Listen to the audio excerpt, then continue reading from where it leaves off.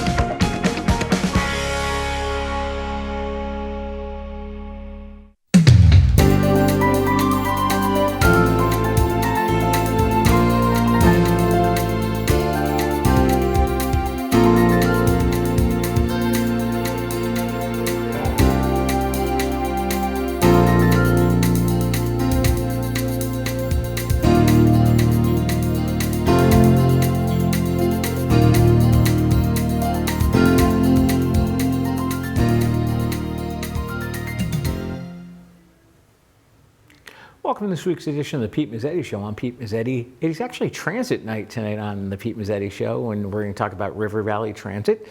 With me to discuss what's going on with River Valley is Brendan, who is a transit planner with River Valley Transit. Always good to see you, Pete. How are you? Hey, buddy, how are you? Doing well. How are you? Good to see you. It's been a while. It's always a pleasure. So it is. Yeah, it is. Absolutely. We got a lot new.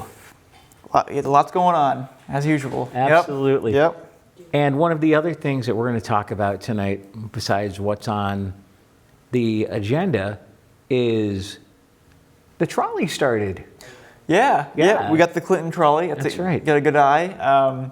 We were able to have the Clinton trolley that goes from town Clinton into Madison into the Hammonasset Beach. So it's a great way for folks to, especially for folks who are maybe in Hammonasset, maybe they're staying over, they're camping over, they can, get into town, go to restaurants, go shopping, that kind of thing. So it's a nice way to connect the two towns and folks to the beach. Nice. Summertime, so yeah. Absolutely.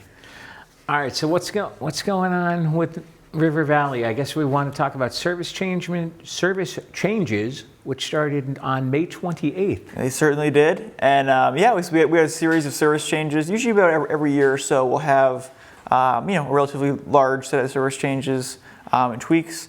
And this year is no different. So we have sort of starting in the row here. We're actually able to add some new service, which we were excited about. It was sort of a last-minute addition, which is always good. Cool. We were able to add the 640 route that serves Old Saybrook primarily, that loop that we were just speaking about on Industrial Park Road there.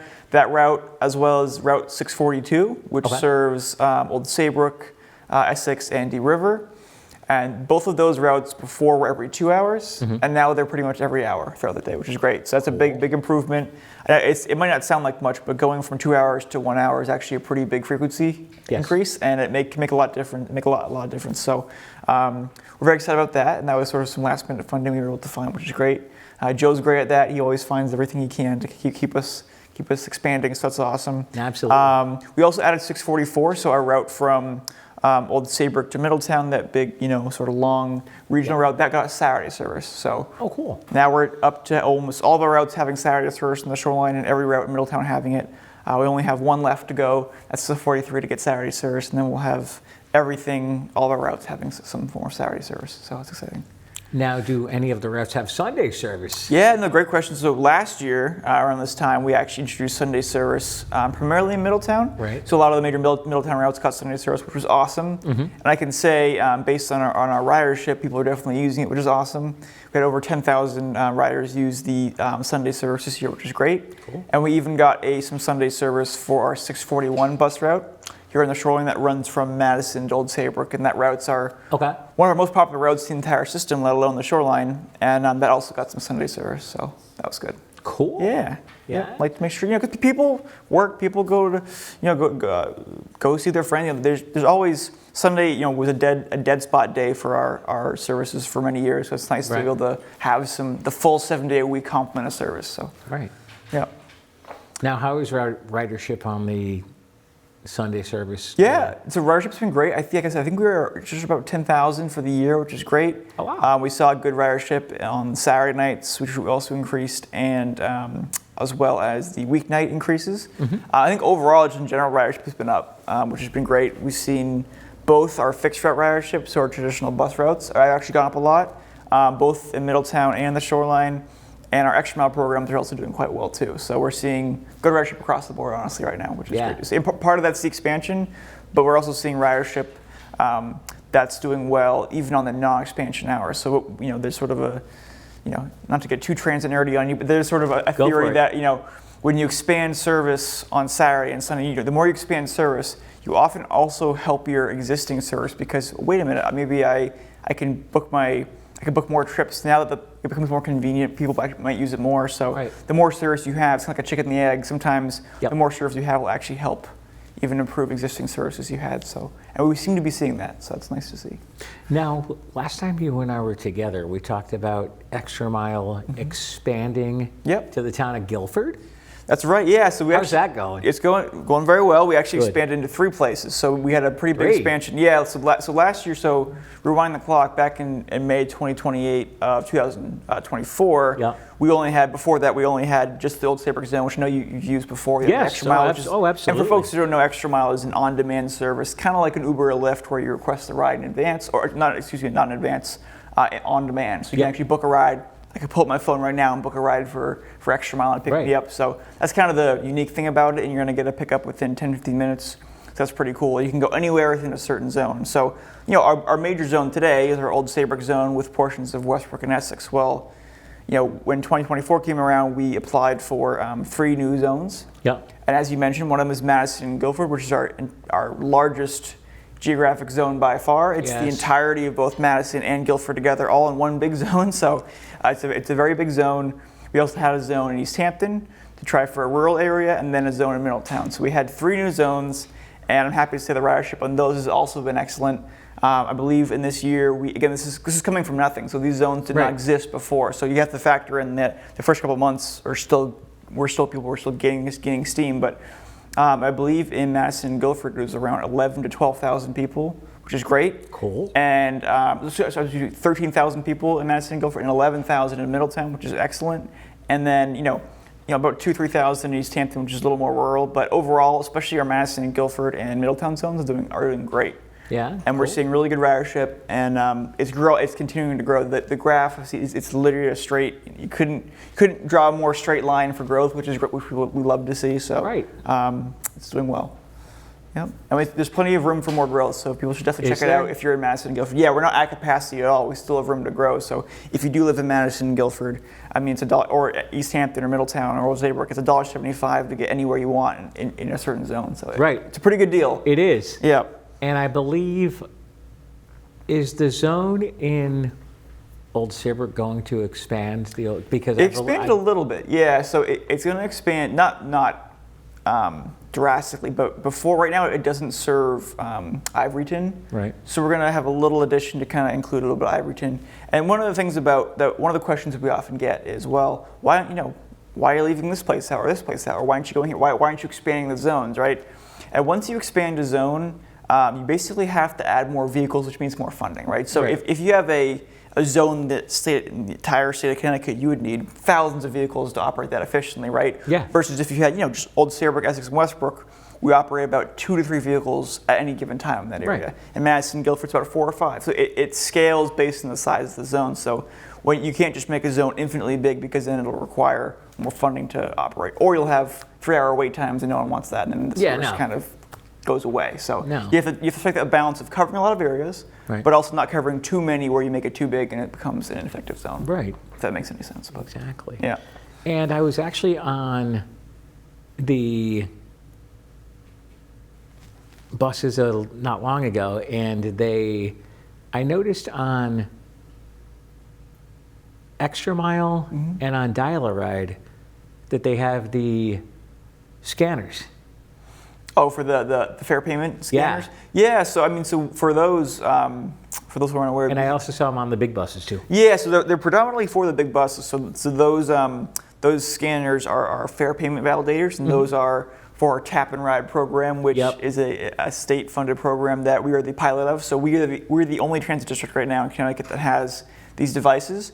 And what they are, they're simply the same devices you'd see at Home Depot or Dunkin' Donuts when you tap your card to pay, right? So if folks are familiar with debit or credit card, or even a smart Apple Wallet, you can bring your card, your phone up to the thing, and it'll ding, and you'll be paid for, right? So that same technology is now on our buses, which is really awesome because it allows our riders to just, if they don't have cash or don't want to buy a ticket, they can just tap it.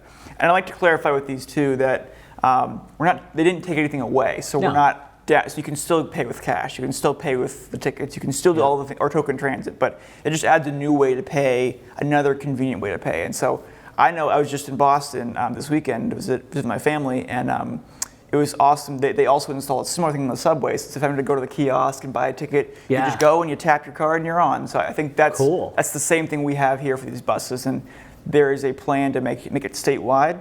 So that one day, hopefully in the near future, if you're crossing from us or from CT Transit or any other transit district in the state, you can tap your card and it'll keep track of where you're going and make sure that the payments are you're not overcharged. So it's a pretty cool service, and it has fare capping, which means that if you tap a card once, you get charged $1.75, right? You tap it again later on in the day, another $1.75. After that, the rest of your taps for that day are free. So it knows, okay, you've used this twice for the day.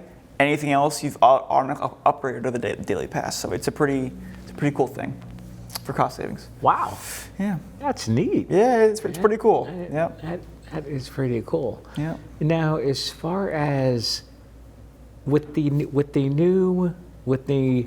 new service changes and everything, now getting on the route bus,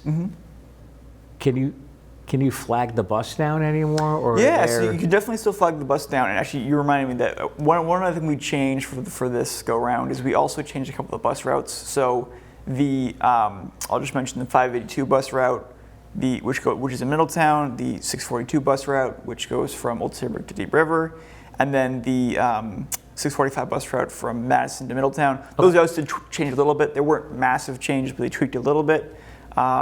Which was good for some quality of life improvements there. And we also changed a lot of the routes that were once flex routes, which are primarily in the shoreline, to now be fixed routes, which means ADA paratransit. So basically what it means is a lot more of our routes now have ADA paratransit access, which is a great thing for many people who traditionally couldn't use the fixed route bus. So it's a pretty cool thing that has now been expanded to more places in our region. So that's good too.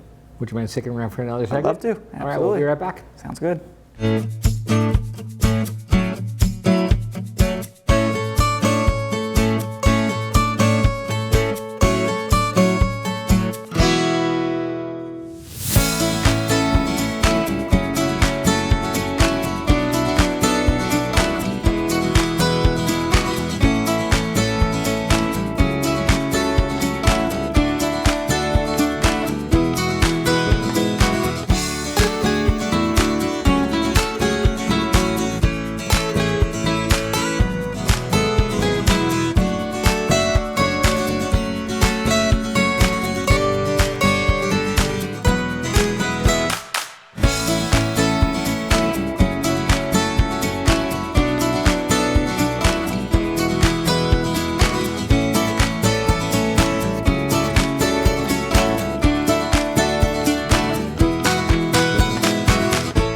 Welcome back to this week's edition of the Pete Mezzetti Show. I'm Pete Mezzetti, sitting here with Brendan from River Valley Transit. Welcome back, my friend. Yeah, absolutely. Absolutely. Thanks for having me. Hey, thanks for sticking around. Of course. All right, so let's talk about bus shelters. Yeah, absolutely, bus shelters. So I was actually just coming from doing some work on that. So our bus shelters, as folks in the shoreline have probably seen our bus shelters along Boston Post Road and other locations, and that's great. And those are great locations for people to wait the bus safely and protection from the weather. So there's lots of benefits for bus shelters for our riders, and we're trying to bring those same bus shelters to Middletown because, as you know, before 2022 there was Ninetown Transit, and then there was Middletown Area Transit, and then we merged in 2022. Yes. And why I mentioned that is, it just so happened to be that Ninetown Transit was a little more on the bus shelter game. They were looking out for them, trying to install them, where Middletown, for whatever reason, wasn't. So now that we're merged, we're trying to have some of those bus shelters now be in Middletown, because it's a population center for our region. It's it's our main kind of hub there. So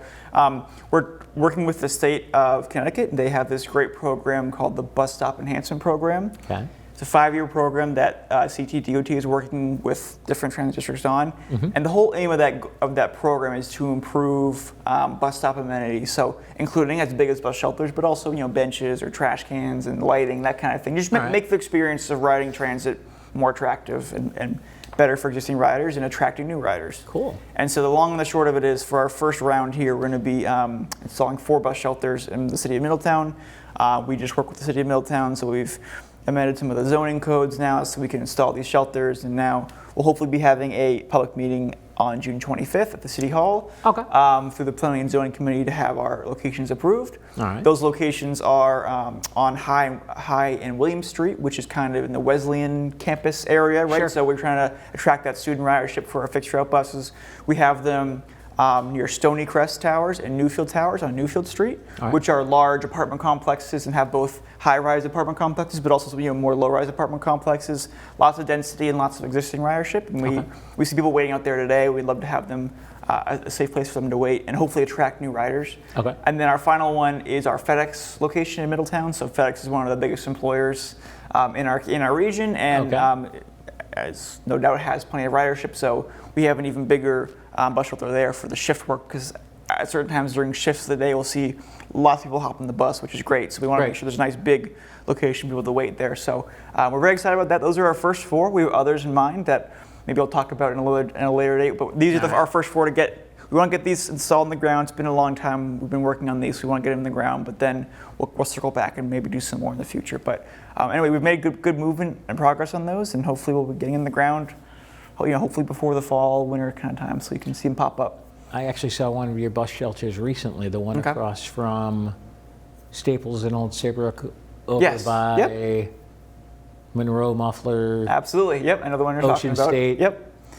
Yeah, I think we have now, well, because most of them are ours, but some of them are private developers will build their own, which is nice. We appreciate that. But between us, the existing shelters in our region are, I'd say, about 16 to 18 existing shelters. Okay. I'll have to get you an exact count on that. So that's kind of, but again, basically, I think only one of them, and it's a private one in Middletown. And so we need more in Middletown. It's our population center. Right.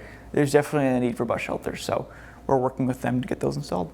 And I actually saw in Saybrook at the train station the other day where your buses meet. Yep. The electronic. Yeah, a little e-reader. I like those. Yeah, those are kind of cool. For what Pete's talking about is last couple of years we installed some electronic info signs that kind of have, it's that thing, if you go to a major city, you'll see like a bus route or a train route, and then it'll tell you the time and when it's coming. So we've installed those.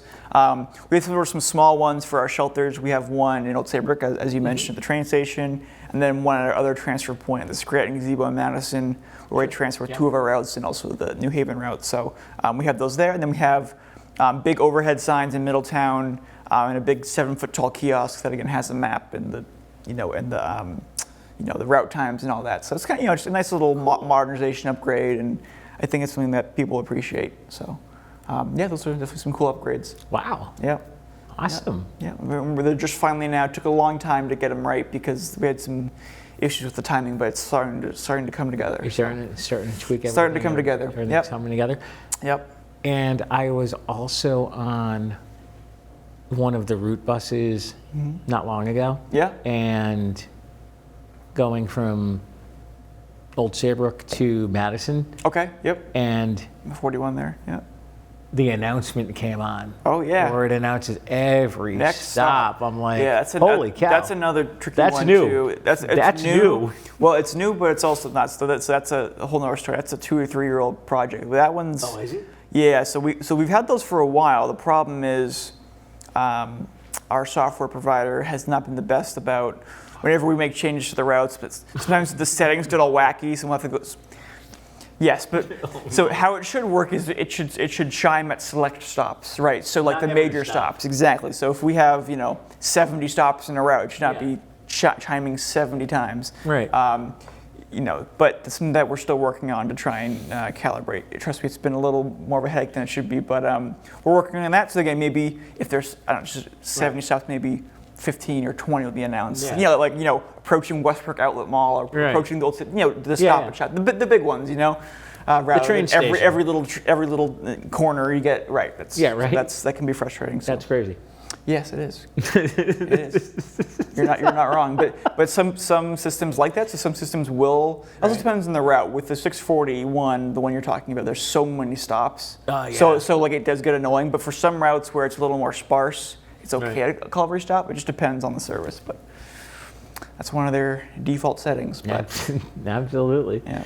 And actually, we've got some more time left. But Yeah, let's talk about the bus stops there, or Sure. yeah, that's one of my favorite projects right now is the bus stop project. So you mentioned on the last segment there about flag stops, right? Yeah. So I didn't touch on that. So I want to circle back on that. So currently today we have flag stops, and for those who don't ride our system or are unaware, what a flag stop is instead of a traditional signed bus stop where you go wait at the bus stop sign and then you wait for the bus, with a flag stop you can actually wait anywhere, which sounds good in theory, and it can be convenient. You can wait anywhere along the route, but the problem is, one, for a driver, it's hard to tell who's just walking their dog and who's trying to catch the bus. Someone just standing there, or we get lots of confirmed. I was waiting for it, and lots of conflicts there. But the real thing is, it's safety. We have some people who wait in some interesting locations, right? Yes. Waiting at like a 90-degree angle on a 45-mile-an-hour road in Killingworth somewhere, and like we're not going to pick you up there. Like we're not, So having what we're looking to do now is transition from that flag stop system to a more traditional signed bus stop system where you have a set amount of bus stops along a route that provides clarity. Right. People so they know where to wait. Yep. It's honestly advertisement because if you live in the area, you might see the buses go around, but you might say, "Where the heck do I pick up the bus?" Yeah, right. So now you know where to pick up the bus. Right. And then finally, the biggest thing that I appreciate is safety, right? So a lot of these roads aren't safe, and so some of these stops aren't going to be great, but they'll be the best and safest stop available, right? So we're not I wish in our region we had sidewalk everywhere and perfect lighting, but we don't. And our routes go in some really rural areas, so some of the stops you're going to see aren't going to be amazing, but they're going to be the best stop to wait that we feel comfortable with our driver stopping at. Yeah. And so that'll mean that people will not be waiting at crazy locations. But one thing I will caution if riders are hearing this and they're saying, "Whoa," I would say it's going to be a phased approach. So once they're installed, which hopefully, again, fingers crossed, is in the next couple, fall, winter area. We're still finalizing stops, but once those are installed, we're not going to just snap our fingers the next day and say, "Well, if you're not waiting at a stop, you're not getting a ride." Right. We'll have a 6 month to a year period where we're basically going to There's going to be a grace period. A grace period where they'll be in the ground, but we'll pick you up anywhere. But we'll be saying, "Hey guys, just on June 5th or whatever it is, there will be a cutoff date where eventually we will not pick you up at a certain spot." Right. I think most people will be advertising it a lot. Most folks will get the idea and they'll wait naturally at a bus stop. But if there are some people who are having trouble with it, we'll make sure that it's clear that eventually there'll be a date where you're going to have to pick a stop. Right, exactly. So I think it's a reasonable thing, and I think it'll bring a lot of safety. So you might hopefully you'll see some bus stops pop up in the next couple months here. Cool. So, yeah. Cool. It's been my pet project for the last couple of months here, so we'll see how it goes. But, yeah. And of course, you guys, for payment on your buses, we can do cash, card, token transit. There's more options than ever, so you can do cash, card. You can do credit and debit card. Right. You can even do your smartphone. You got your Apple Wallet, your Google Pay on that device. Yep. You can do token transit. Is a huge source of our ridership right now. Oh yeah. I think it's like 20% of our rides are from token transit, which that's a lot. Really? Yeah, like it's competing with cash, and we're also seeing the tap and ride. The debit cards are also going up a lot too. So we're seeing more and more people use the tap and ride. So cash is becoming less of our main option, but is still heavily used. And I think we're never going to get rid of cash. At least I personally hope we don't, because I think it has an equity component to it. Yep. Not everybody has a debit card. No. Not everybody has a bank account. And so, at least just speaking for me personally, I like having the cash option. I know that there are costs to taking cash because you got to count it, you got to Brink's got to pick it up. So I get that, but it has a nice component. Make sure everybody can have some form of way to pay for the bus fare. So. And then you can go up or order online, and if you want to, they great. mail you tickets. You can mail tickets, and sometimes some cashless systems have done it well, where instead of paying with cash, you can go to a kiosk and put cash in. That's fine too. But as long as someone can take their cash and turn it into a way to catch the bus, I think is a good idea. Good with that. So, but now we have everything, so there's a ton of different options. Exactly. And if people want more information, what's the website? Best place to go is rivervalleytransit.com. Okay. That's a great place to go for a website. We have all of our stuff there, more information, more just text information about all the services we go, but also schedules. You can see all the route maps there. We even have live maps. We have trip planning. So if you know you want to go, well, what would I use? You can type in your address where you want to go, and it'll tell you what services to take to get there. So anything you can really need about our services are on there. Contact information. So it's definitely a good one-stop shop. One thing, we've got a little bit of time left. Yeah, absolutely. But one thing I wanted to ask you about, and I learned about this on just by doing some research. There's a taxi program that you guys do? Yeah, thank you for reminding me. There is a taxi program we do.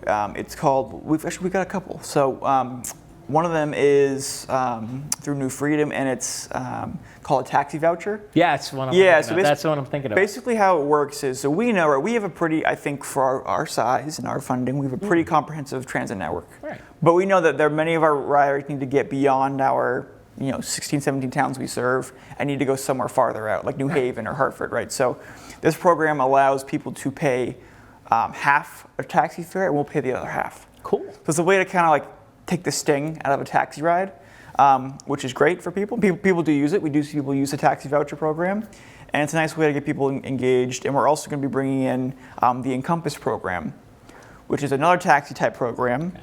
It started out in Hartford. It's in Middletown right now, but we're expanding it down to the rest of our, the shoreline area, so down here and everywhere else.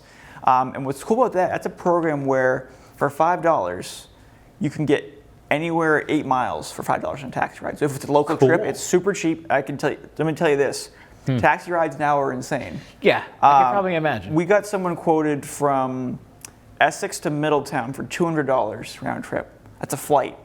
What? So so that's crazy. So $5 for 8 miles isn't bad, and then it's $5 for 8 miles, and after that, it's a more traditional. I think it's like $3 or so after that for each mile. So it's mainly good for local trips, but it's a nice way to get around if you're in an area that doesn't have a lot of transit. So it's a good program we're offering that will be coming soon down the shoreline. So. Brendan from River Valley, thanks for some time. Always we'll see good you soon. Talk with you, absolutely. All right, on behalf of Brendan, good. I'm Pete Mezzetti. Thanks, good night, and we'll see you next time.